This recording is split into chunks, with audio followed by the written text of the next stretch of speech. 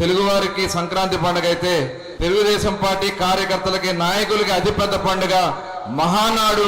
ఆనాడు స్వర్గీయ అన్న నందమూరి తారక రామారావు గారు పార్టీ స్థాపన దగ్గర నుంచి ఆ మహానాడుని ఈ సంవత్సరం కడపలో మనం చేసుకోబోతా ఉన్నాం. 27, 28, 29 తారీఖుల్లో స్వర్గీయ అన్న నందమూరి తారక రామారావు గారి పుట్టినరోజు పురస్కరించుకొని జరిగే ఈ వేడుకలో జిల్లాలో కూడా మనం సంస్థాగత నిర్మాణం చేసుకునే దాంట్లో భాగంగా మరి కృష్ణా జిల్లా అంతా పూర్తి చేసుకుని ఈరోజు మనం మినీ మహానాడు పెట్టుకున్నాం.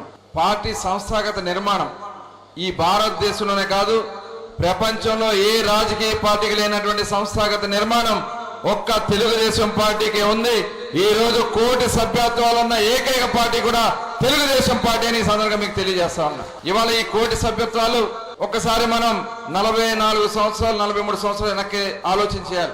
ఆనాడు అన్న నందమూరి తారక రామారావు గారు తీసుకున్న నిర్ణయం కమిటీలు, గ్రామ కమిటీలు, మండల కమిటీలు, నియోజకవర్గ కమిటీలు, జిల్లా కమిటీలు, రాష్ట్ర కమిటీలు ఇవన్నీ కూడా వేయటం వల్ల తెలుగుదేశం పార్టీ 43 సంవత్సరాల్లో చాలా ఇబ్బందులు కష్టాలు కూడా వచ్చినాయి. మనకి అధికారాలు వచ్చినాయి. కొంతమంది నాయకులు పార్టీని వదిలిపెట్టినా చివరికంటూ నిలబడింది తెలుగుదేశం పార్టీ కార్యకర్తలు అనే విషయాన్ని కూడా ఈ సందర్భంగా మీకు తెలియజేస్తా ఉన్నా. ఇవాళ ఏ రాజకీయ పార్టీలో చూసుకున్నా మన నాయకులు తీసుకున్నటువంటి నిర్ణయాలు. ఇవాళ తెలంగాణ చూడండి, తెలంగాణలో రాష్ట్రం విడగొట్టిన తర్వాత 2 ముఖ్యమంత్రులు కూడా తెలుగుదేశం పార్టీ నాయకులు అనే విషయాన్ని ఈ సందర్భంగా మనందరూ కూడా గుర్తుపెట్టుకోవాలని తెలియజేస్తా ఉన్నా. అది తెలుగుదేశం పార్టీ. తెలుగుదేశం పార్టీ అనేది ఒక ఫ్యాక్టరీ, నాయకులను తయారు చేసే ఫ్యాక్టరీ. ఈ రాష్ట్రం కోసం, తెలుగు వారి కోసం, తెలుగువారి ఆత్మగౌరవం కోసం పుట్టినటువంటి పార్టీ. ఆనాడు అన్న నందమూరి తారక రామారావు గారు కానీ, నారా చంద్రబాబు నాయుడు గారు కానీ ఇవాళ ప్రపంచంలో ఏ దేశానికి వెళ్ళినా తెలుగు వారు నిలబడి ఉన్నారంటే దానికి కారణం అన్న నందమూరి తారక రామారావు గారు, నారా చంద్రబాబు నాయుడు గారు.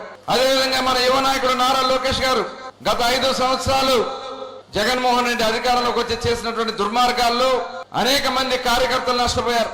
కానీ ఆయన సుదీర్ఘంగా చేసినటువంటి యువగళం పాదయాత్ర తిరిగి మళ్ళీ తెలుగుదేశం పార్టీ ఇవాళ కూటమి ప్రభుత్వంలో ఏర్పాటు చేయగలిగామంటే లోకేష్ గారి పాత్ర. అయితే ఈ సందర్భంగా ఆయన పార్టీ నిర్మాణానికి కూడా కొత్త ఊతాన్ని తీసుకొస్తా ఉన్నారు. బూత్ కమిటీలు, కేఎస్ఎస్, కుటుంబ సాధికార సారథులు. ఈ కుటుంబ సాధికార సారథుల్ని మనం గాని సక్రమంగా వాళ్ళందరి నాయకత్వాన్ని పెంచుకుంటే ఏదైతే ఆనాడు అన్న నందమూరి తారక రామారావు గారు గ్రామ కమిటీలు పెట్టి వాళ్ళ శిక్షణా తరగతులు పెట్టారో ఈ కుటుంబ సాధికార సారథుల్ని ప్రతి 60 ఓట్లకి 2 వ్యక్తులు మనం పెట్టుకున్నాము.